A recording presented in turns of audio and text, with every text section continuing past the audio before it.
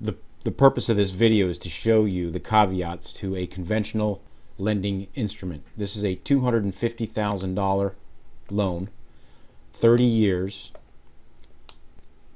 3.25%. The first thing that we notice is that the payment never changes. This is what they call a fixed rate and payment loan. Second thing you can notice is that the principal slightly increases as you make payments. Your interest payment goes down and more builds towards principal. And this takes place over the course of 30 years. The end result is $141,000 in interest and $250,000 in principal. That's a combined $391,685.69. Now, to illustrate why these loans are not beneficial to you, even though you get a low rate in payment, the cost of this loan over time is great. And there are only a few things that you can do to mitigate this interest cost, and we will cover that, and I will show you why that still is not in your best interest.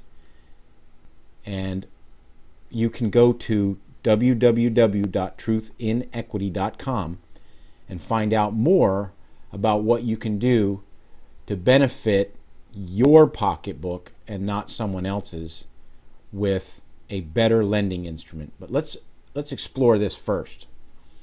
The first thing is, you notice that this was a 3.25% loan. Well, how much is really the cost and the true interest here? Let's take a look at a simple formula. You have $141,685.69 divided by 250,000. Well, that works out to nearly 57%. So where's the 3.25% over the timeline of this loan, if in actuality what you're paying is 56% interest? That's the first thing that it's got to make you scratch your head. Now, what are some of the things that the Dave Ramseys and the Susie Ormans of the world tell us to do? Well, just pay more towards your mortgage and get rid of it. Okay, well, let's look at that. First of all, you got to ask yourself, how much discretionary income or extra income are you making that you can throw towards a mortgage, and can you do it consistently? Let's just say, for instance, you have $500 extra a month laying around. What does that calculate out to? Well, for several months, 206 to be exact, you shelled out an additional $500. Well, what's the impact of that? Well, let's see. An extra $500 times 206 months is an extra $103,000 over a 17-year period. So you didn't even cut this loan in half, paying an extra $103,000. And there is no immediate benefit to doing that. You're not saving yourself any money for 17 years. You don't save anything until the end of that new term. Now let's see, what would happen if we got real aggressive with this? What if we put $1,200 a month towards it? First of all, you got to ask, okay, where are you going to get the $1,200 a month? Do you have to get another job? You have to find that money from somewhere. You're giving up something for a term of 130 months. So 130 months at $1,200. What does that calculate out to?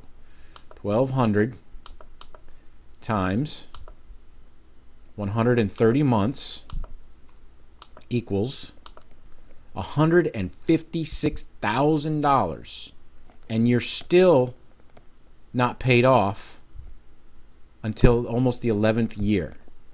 Now let me give you a quick peek of something that you'll find at www.truthinequity.com. Here's a quick peek at what an amortization schedule looks like in the same loan environment. $250,000.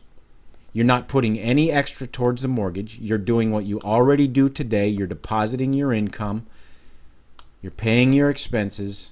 And in 6 years and 10 months, without having to come out of pocket that $156,000, not changing anything that you're doing in terms of what you make and what you spend, and you will have that loan paid off in 6 years and 10 months.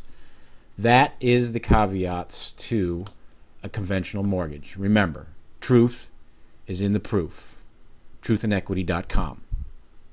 And I appreciate you watching this video and taking the time to understand why a conventional loan is not in your best interest, and no matter what you do, you are not benefiting yourself.